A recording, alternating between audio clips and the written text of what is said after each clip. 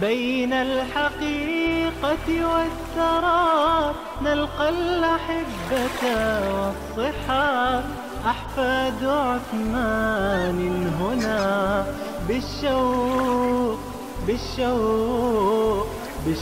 نفتح كل باب تلك السواعد باللقاء يحلو بها وعد اللقاء وعلى المحبة والنقاء نلقى بأحلام الشباب. Bismillahirrahmanirrahim. Alhamdulillah wassalatu wassalamu ala Rasulillah wa ba'd. Para penonton sekalian, alhamdulillah bersama kita dalam program Musyahadat Tabib, penyaksian seorang doktor. Buku ini ditulis oleh seorang pakar bedah yang bernama Dr. Khalid Al-Jubair, hafizahullah. Beliau telah menceritakan pengalaman dia sebagai seorang doktor dalam menghadapi saat-saat kematian dan orang sakit, dan beberapa ulasan daripada pengajaran daripada peristiwa yang dilihat.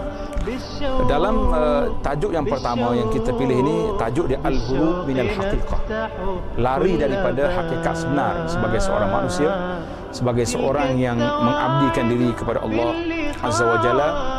Yang tajuk ini sebenarnya menceritakan kepada kita tentang bagaimana kelebihan seorang yang beribadat kepada Allah Azza wa Jalla, lebih-lebih lagi ibadat pada waktu malam yang disebut dengan nama Qiyamul Lail. Seorang pemuda berumur lebih kurang dalam 15 tahun, umur 15 tahun, telah ditembak secara tersalah. Biasalah orang Arab ni kadang-kadang dia main tembak. Jadi pemuda ini, syabab ini kena tembakan secara tersalah. Maka ibu bapanya telah bawa pemuda ini ke hospital tentera di Riyadh. Sedang dalam perjalanan, pemuda ini telah pun tengok kepada muka maknya dalam keadaan sedih dan menangis. Biasalah naluri seorang ibu, pastinya akan sedih tengok anaknya dalam keadaan sedemikian. Maka kata pemuda ini, Ummah la tahzani, ibu jangan sedih. Fa inni wallahi ala khair, saya demi Allah berada dalam keadaan baik. Wa inni mayyit, dan saya akan mati dengan tembakan ini. Wa inni wallahi la ashummu raihatal jannah, saya demi Allah, saya sekarang ini sedang tercium bau syurga. Apabila sampainya pemuda ini ke hospital, ambulans sampai di hospital, para doktor di bahagian emergency bertungku lumus untuk berusaha untuk menyelamatkannya. Apa dia kata? Kata di syab, ya akhi, wahai para pegawai perubatan, inni mayyitun, saya akan mati. Wallahi wa inni wallahi la ashum raihatal jannah, saya sekarang sedang mencium bau syurga. Maka tak payahlah kamu semua menyusahkan diri, buat rugi alat-alat perubatan, tak payahlah bantu saya akan mati. Cuma yang saya nak, bapa dengan ibu saya datang. Bila ayah mak dia datang, fawadda'ahuma, maka dia mengucap selamat tinggal kepada ibu bapa, dan dia mengucap asyhadu an la ilaha illallah wa anna muhammadar rasulullah.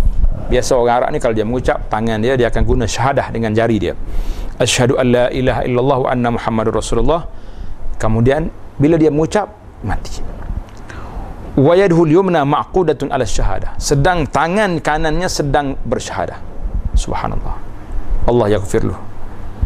Maka kata Khalid, penulis buku ini, kata, aku jumpa dengan dia yang juru mandi mayat di hospital ini selepas salat maghrib pada hari tersebut, hari yang pemuda ini mati.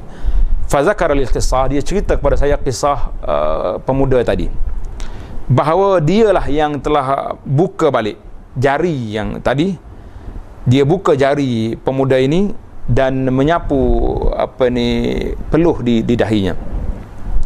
Dan aku tengok tubuhnya tidak keras, lembut tubuhnya. Katanya, aku belum jumpa lagi mayat orang seperti ini. Ini tanda-tanda husnul khatimah. Karena itulah Dr. Khalid mempunyai etika yang baik, dia tidak meletakkan nama orang ini dalam cerita ini. Jadi tangannya bersyahadah, di dahinya berpeluh, dan tubuhnya menunjukkan orang yang mati dalam keadaan yang begitu baik.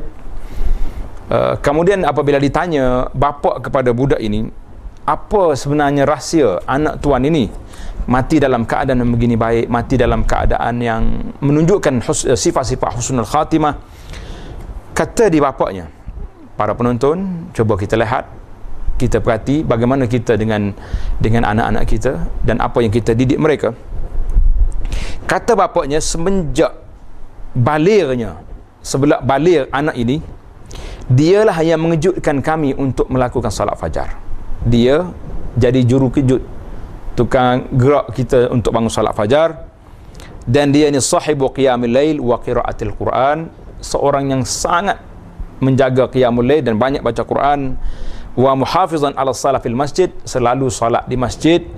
Dan dia juga seorang yang mutafawik, seorang yang cemerlang dalam pelajarannya di sekolah, dan orang yang terawal pada tahun yang kedua sanawi.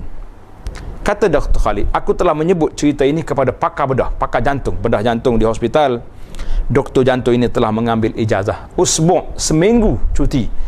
Dia kata, bila orang tanya kenapa cuti, dia kata li'uhasiba nafsi, aku nak murajaah balik diri aku, bagaimana aku ini seorang pemuda yang telah mendapat kelebihan yang begitu besar, bagaimana dengan kita yang telah dewasa, bagaimana qiyamul lail kita, bagaimana baca Quran kita, dan bagaimana keadaan kita. Bila aku juga telefon dengan seorang lagi doktor pakar juga, falam yatamalak nafsu, tiba-tiba doktor ini bila dengar cerita pemuda yang dapat husnul khatimah, terus menangis dalam telefon tersebut. Kata dia kepada Dr. Khalid, yang menyebab aku rasa sangat bahagia, sangat bertuah, kerana dua orang doktor pakar bedah ini ta'assara, terkesan dengan kematian pemuda ini, dan mereka tidak dendam, tidak berdengki dengan apa-apa kecuali selain daripada ghibtah, kerana terlalu cemburu kepada kehebatan pemuda ini dalam qiyamul lailnya, dalam bacaan Al-Qurannya. Begitulah keadaannya muslimin dan muslimat. Bagaimana keadaan kita? Apakah kita bersedia untuk menahapi kematian yang begini baik?